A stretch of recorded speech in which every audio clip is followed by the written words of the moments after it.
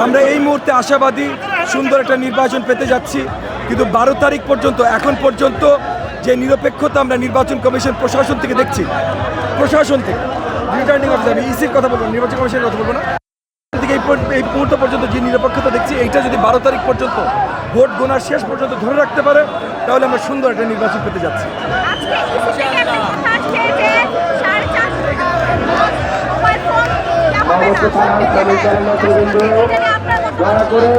দেখেন, যদি নিয়মগুলো সবার জন্য সমান হয় তাহলে আমার কোনো অসুবিধা নাই, কিন্তু যদি কেউ লুকিয়ে কিছু করতে পারে তখন এটা নিয়ে অসুবিধাটা শুরু হবে। এর জন্য আগে সবচেয়ে গুরুত্বপূর্ণ পয়েন্ট হলো নিরপেক্ষতা।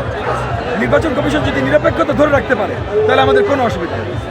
জি, অসংখ্য ধন্যবাদ। একটা ব্যক্তিগত প্রশ্ন, আপনার অভিমত, কালকে তারেক রহমানের সাথে যখন ঘুরে জড়িয়ে নিল এবং আপনার হাতে ধানের শীষের প্রতীক তুলে দিল, আপনার কেমন লেগেছে ব্যক্তিগতভাবে একজন রাজনৈতিক কর্মী হিসেবে?